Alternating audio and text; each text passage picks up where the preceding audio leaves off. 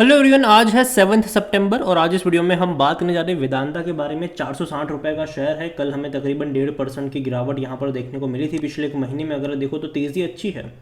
11% की बड़ी रफ्तार थी, भाग ही रहा था, कल जाके गिरावट आई यहाँ पर, वो भी तब जब बाजार कल वैसे भी बहुत ख़राब मूड में था। कल भैया बहुत बड़ी गिरावट हमें देखने को मिली थी बाज़ारों में। बात करेंगे वीडियो में वेदांता के बारे में कि चल क्या रहा है यहाँ पर और क्या सिनारियो देखने को मिल रहा है, मौके हैं, धोखे हैं, बहुत सारी अपडेट्स है इस कंपनी को लेकर। बहुत कुछ होने वाला है, खबरों में ये भैया गर्म है। तो देखिए, वीडियो को शुरू करो उससे पहले अगर आपने अभी तक चैनल को सब्सक्राइब नहीं किया तो प्लीज़ अभी इसे सब्सक्राइब कर लीजिए, क्योंकि आगे भी बहुत सारे वीडियोस हैं जो आपको काफ़ी ज़्यादा हेल्प करेंगे। तो 460 रुपये का शेयर है वेदांता का। एक महीने में तो अच्छी तेज़ी है, लेकिन एक साल में अगर आप देखो तो उससे भी अच्छी तेज़ी है, 90% की तेज़ी। हालांकि पैसा तो इसने बहुत ही कम टाइम में डबल किया था, 250 से 500 रुपये का लेवल इसने 2-2.5 महीनों में ही दिखा दिया था, लेकिन उसके बाद लंबे समय से भी कंसोलिडेट कर रहा है। 475 का जो लेवल है वहाँ पर एक रेजिस्टेंस बैठा ज़रूर है। देखते हैं कि वहाँ पर इसको परेशानी होती भी है कि नहीं, और जब भी वहाँ जाता है एक प्रॉफिट टेकिंग कह लो, गिरावट कह लो, वो देखने को मिलती है। लेकिन फिर भी मुझे लगता है कि देखो, लॉन्ग टर्म का आउटलुक इसका अच्छा है। शॉर्ट टर्म में अभी भी यहाँ पर थोड़े बहुत करेक्शन आपको देखने को मिल सकते हैं।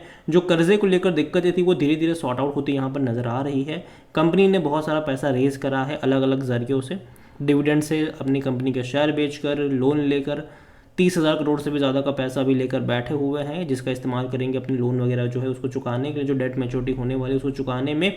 और इसके अलावा मर्जर का भी बहुत बड़ा, सॉरी, डी मर्जर का बहुत बड़ा इवेंट होने वाला है। 1 से 6 कंपनियां बनने वाली है, जिसके पास शेयर्स होंगे उसको उसके भी शेयर्स मिलने वाले हैं। और यही वजह है कि भैया शेयर गिरने का नाम नहीं ले रहा। अगर आप वेदांता को लेकर देखोगे तो इसके ICRA ने इसकी रेटिंग को भी हाल फिलहाल में अपग्रेड करा हुआ था, और यहाँ पर रेटिंग को AA में रखा हुआ, जो कि अच्छी बात है। ठीक है, यहाँ पर देखो वेदांता फोकस में रहा था जब ICRA ने इसकी रेट, जो इनकी क्रेडिट रेटिंग है उसको लेकर, इनकी जो लॉन्ग टर्म की रेटिंग है उसको भैया अच्छी बताया था यहाँ पर। ठीक है, जो पहले AA-3 उसके AAA रखा है, डबल A की रेटिंग यहाँ पर इनको मिली हुई है।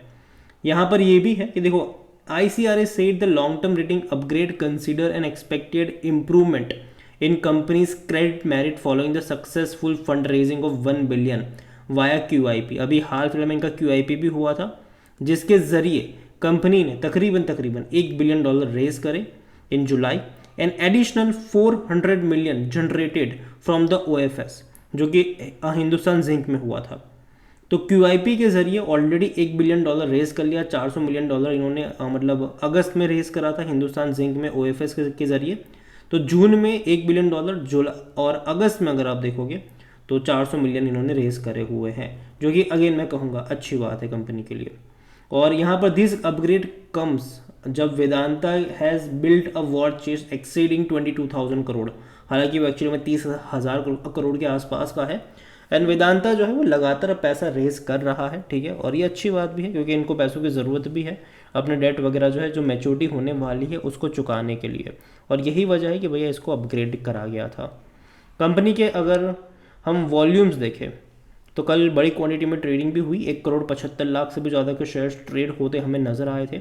ऑल टाइम हाई जो था वो 506 रुपये का था, और यहाँ पर मार्केट कैप इसका तकरीबन 1,80,000 करोड़ के आसपास का देखने को मिल रहा है। इतना ही नहीं, कंपनी के बारे में अगर आप देखेंगे तो according to Moneycontrol user 100% लोग कह रहे हैं खरीदारी करो, बेचने की बात कोई नहीं कर रहा है। देखो, मैं बेचने की बात तो मैं नहीं करूँगा।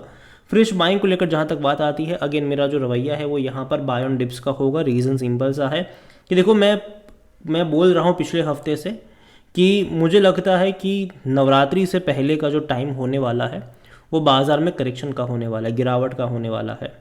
ठीक है, आज हमने वो उसका ट्रेलर देखने को मिल भी गया। नवरात्रि के बाद तेज़ी देखने को मिलेगी और वो चलेगी दिवाली तक। उसके बाद फिर से दिवाली के बाद जो है वो असली करेक्शन वाला माहौल होगा, वो असली प्रॉफिट टेकिंग आप तब आपको बाज़ार में देखने को मिलने वाली है। तो उस टाइम पर जो कंपनियां ऑलरेडी बहुत ज़्यादा तेज़ी दिखा चुकी है वहाँ पर पेन आएगा, थोड़ी बहुत गिरावट आएगी। लेकिन यहाँ पर पता है क्या है, एक लॉलीपॉप है सबके सामने, और वो है डीमर्जर का, जो कि अच्छा है। ठीक है, अच्छा लॉलीपॉप है भाई साहब, अच्छी बात है ये कि वैल्यू अनलॉक होती नज़र आएगी। और ये ही वजह है कि भाई साहब लोग बेचेंगे नहीं इसको।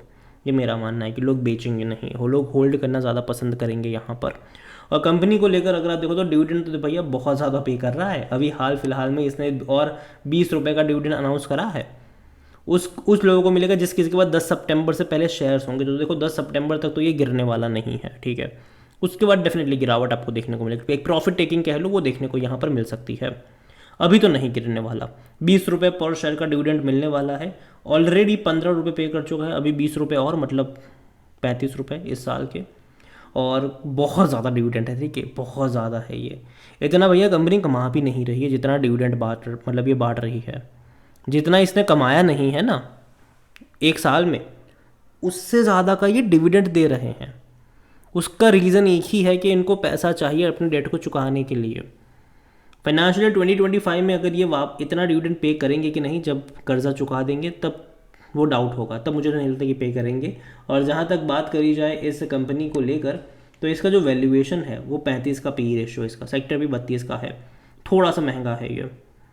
और अगेन उतना भी नहीं, लेकिन थोड़ा सा महंगा ज़रूर है ये सर। और 57% एनालिस्ट खरीदारी की यहाँ पर बात कर रहे हैं। फिनेंशियल्स भी अगर आप देखोगे तो लास्ट क्वार्टर के नंबर जो थे वो एटलीस्ट अच्छे थे इससे पहले के 3-4 क्वार्टर के मुकाबले। क्योंकि मार्च में तो भैया 1370 करोड़ का ही इनका प्रॉफिट था। उससे पहले दिसंबर में 2000 करोड़ का प्रॉफिट था। उससे पहले सितंबर में तो लॉस ही करा था इसने 1780 करोड़ का। उससे पहले 2600 करोड़ का प्रॉफिट था। तो ये तो जो लास्ट क्वार्टर का जो नंबर था स्पेसिफिकली प्रॉफिट वाइज वो अच्छा था, 3600 करोड़ का मुनाफा था। इवन रेवेन्यू पे देखो तो 36,700 करोड़ के रेवेन्यू थे, जो कि ठीक ठाक थे, एवरेज थे, लेकिन अच्छी बात थी प्रॉफिट में, क्योंकि इनके मार्जिन में अच्छा खासा इंप्रूवमेंट आया है और ये बहुत अच्छी बात है। जहाँ तक शेयर होल्डिंग के बारे में देखें तो प्रमोटर की जो होल्डिंग है वो घट रही है, 56.38 पर आ गए। ये 69% की होल्डिंग लेकर बैठे थे, ऑलमोस्ट 70% की होल्डिंग थी इनके पास, ठीक है। वहाँ से लगातार बेच कर 56.38 पर आए हैं ये। हालांकि सारे के शेयर्स अभी भी इनके गिरवी ही हैं। लेकिन देखो अच्छी बात पता है यहाँ पर क्या है, कि भले ही प्रमोटर ने भैया जम के बेचा हो यहाँ पर, और देखो उनको पैसों की ज़रूरत थी इसलिए उन्होंने बेचा है, ठीक है। और ऐसा नहीं है कि प्रमोटर ने बेचा तो छोटे निवेशकों को माल चिपकाया गया, नहीं। इंस्टीट्यूशन ने मतलब भर भर के खरीदारी करी है यहाँ पर। अगर आप इंस्टीट्यूशंस में म्यूचुअल फंड की जो दिसंबर की 1.42% की जो होल्डिंग थी, आज वो 6.72 पर आ चुकी है। जो एफआईल्स 7.74% पे थे, आज वो 12.61% पर आए। डोमेस्टिक ने हालांकि कोई खरीदारी नहीं की, बल्कि थोड़ी सी बिकवाली ही करी है, 9.77 से बेच करिए 9.13 पर ही आए हैं। और अगेन मैं कह दूँ जिसने भी खरीदा उसको फ़ायदा ही हुआ, क्योंकि अभी अगर आप जो इसका चार्ट पैटर्न देख रहे हो, गिरावट वाला तो नहीं है ये। लेकिन रिटेल इन्वेस्टर ने बिकवाली करी है। जो रिटेल इन्वेस्टर यहाँ पर पहले 12.94% पे थे, आज उनके पास होल्डिंग जो है वो घट कर 10.31 पर आ चुकी है। तो बड़ी क्वांटिटी रिटेल इन्वेस्टर ने बेची है, प्रमोटर ने बेची है, इंस्टीट्यूशन ने तो जम के खरीदारी ही करी है यहाँ पर वेदांता में। और देखिए वेदांता में जो एक इवेंट मैंने पहले ही कहा कि पैसा ऑलरेडी अच्छा खासा रेस करा है, जो भी मैच्योरिटी आने वाली है, जब न्यूज़ आएगी कि इतनी मैच्योरिटी आई थी, इतना इन्होंने चुका दिया, मार्केट उसको पॉजिटिवली रिएक्ट करेगा। इतना ही नहीं, आने वाले टाइम में जब डी मर्जर को लेकर अपडेट आएगी, हालांकि होने ही वाला है, ठीक, कंफर्म है, 6 कंपनियां बनने वाली है, लेकिन जब वो बनना स्टार्ट हो जाएगी, डेट सामने आ जाएगी, तो उसकी वजह से भी वैल्यू अनलॉक होती आपको नज़र आएगी, उसकी वजह से भी लोगों में एक इंटरेस्ट नज़र आएगा खरीदारी का। और ये मैं मान के चल रहा हूँ कि तब आपको अगेन तेज़ी देखने को मिलेगी। लेकिन उससे पहले जैसे कि मैंने कहा कि आने वाले कुछ दिन, खास करके 10 सितंबर के बाद, यहाँ पर आपको करेक्शन देखने को मिलेंगे।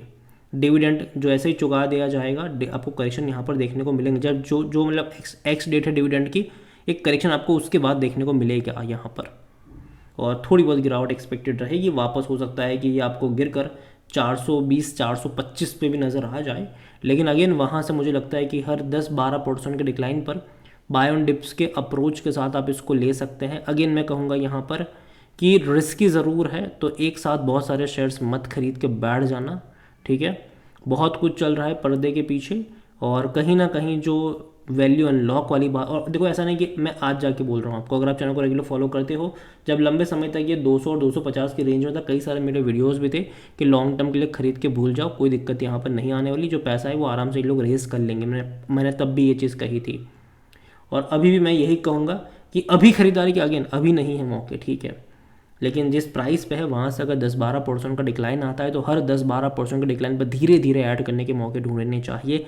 अगेन ये मेरा पर्सनल ओपिनियन है, कोई भी इन्वेस्टमेंट एडवाइस नहीं। वीडियो को यहीं पे एंड करता हूँ। पसंद आए हो तो लाइक करें, शेयर करें, चैनल वगैरह पहले बाहर तो प्लीज़ सब्सक्राइब करें। और वेदांता के बारे में आप क्या सोचते हैं वो भी आप मुझे कमेंट में लिख के बता सकते हैं। Thank you.